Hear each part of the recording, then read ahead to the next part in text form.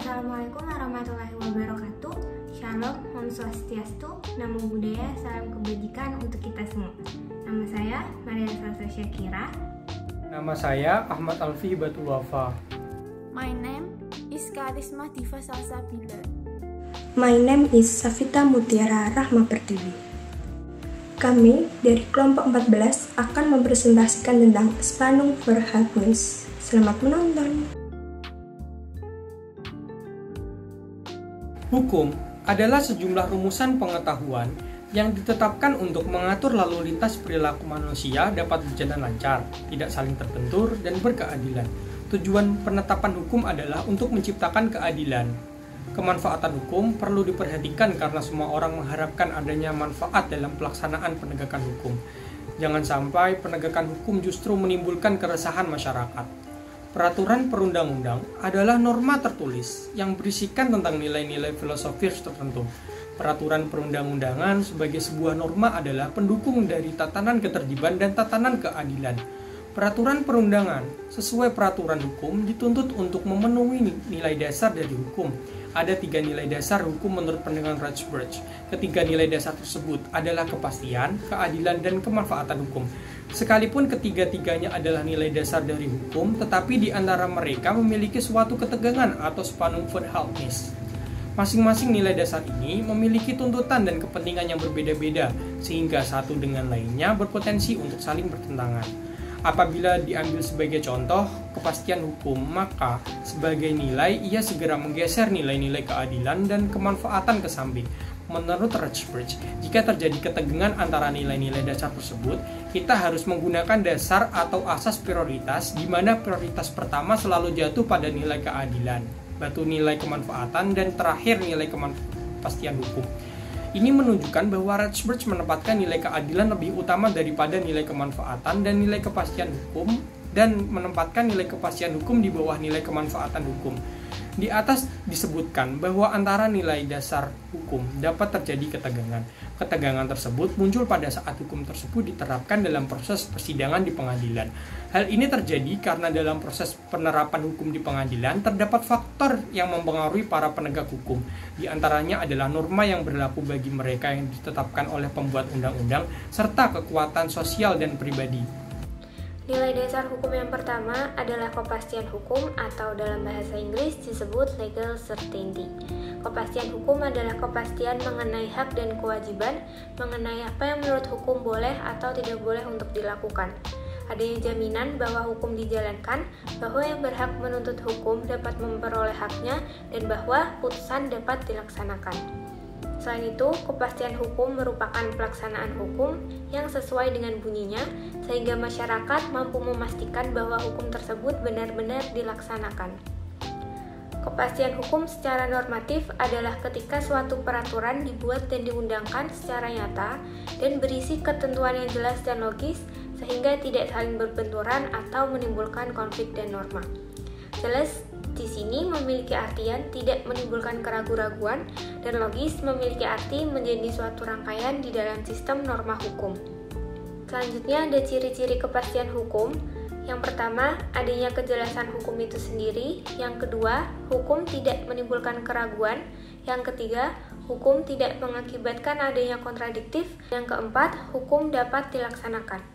Menurut Apeldoorn, kepastian hukum mempunyai 2 segi. Yang pertama, soal dapat ditentukannya hukum dalam hal-hal yang konkret, yaitu pihak-pihak yang mencari keadilan ingin mengetahui apakah yang menjadi hukumnya dalam hal yang khusus sebelum ia memulai perkara. Yang kedua, kepastian hukum berarti keamanan hukum, artinya perlindungan bagi para pihak terhadap kesewenangan hakim. Kepastian hukum merupakan nilai lebih dari peraturan tertulis daripada yang tidak tertulis.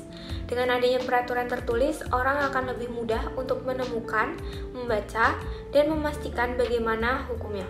Yang utama bagi kepastian hukum adalah adanya peraturan itu sendiri, tentang apakah peraturan itu harus adil dan mempunyai kegunaan bagi masyarakatnya adalah di luar pengutamaan nilai kepastian hukum. Asas keadilan hukum.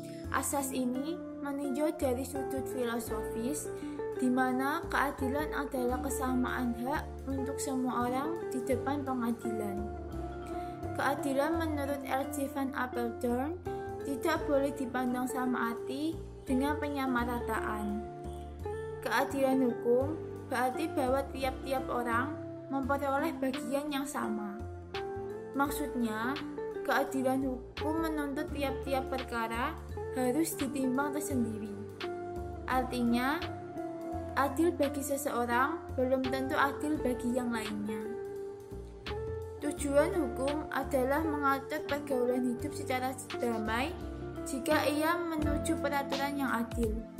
Artinya, peraturan di mana terdapat keseimbangan antara kepentingan-kepentingan yang dilindungi dan setiap orang memperoleh sebanyak mungkin yang menjadi bagiannya. Menurut Sacipto Raharjo, merumuskan konsep keadilan yang didasarkan pada nilai-nilai keseimbangan atas persamaan hak dan kewajiban. Namun, harus juga memperhatikan kesesuaian mekanisme yang digunakan oleh hukum dengan membuat dan mengeluarkan peraturan hukum dan menerapkan sanksi terhadap para anggota masyarakat berdasarkan peraturan itu. Peraturan apa saja yang boleh dan tidak boleh dilakukan yaitu substantif. Dalam mengukur keadilan, menurut Vance M. Wantu, mengatakan bahwa semua orang sama kedudukannya di muka hukum, atau equality before the law. Penganut utilitas memandang bahwa tujuan hukum hanya untuk memberikan kemanfaatan atau kebahagiaan yang sebesar-besarnya bagi masyarakat. Salah satu tokoh aliran utilitas yang paling radikal yaitu Jeremy Bentham. Ia merupakan seorang filsuf, ekonom, yuris, dan reformer hukum yang memiliki kemampuan untuk memformulasikan prinsip kegunaan atau kemanfaatan menjadi doktrin etika, yang dikenal sebagai utilitarianism atau mazhab utilities.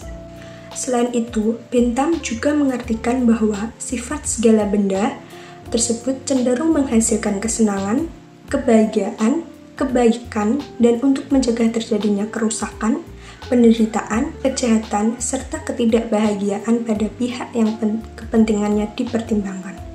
Bentham juga berpendapat bahwa negara dan hukum semata-mata hanya ada untuk manfaat sejati. Prinsip utility tersebut dikemukakan oleh Bentham dalam karya monumentalnya yaitu Introduction to the Principle of Morals and Legislation pada tahun 1789. Tetapi prinsip ini mendapatkan kritikan tajam sehingga dengan adanya kritik terhadap kepastian hukum, maka John Rawls mengembangkan sebuah teori baru yang mencegah banyak masalah yang tidak terjawab oleh utilitarianism. Teori kritikan ini biasa disebut dengan teori Rawls atau justice as fairness atau biasa disebut keadilan sebagai kejujuran.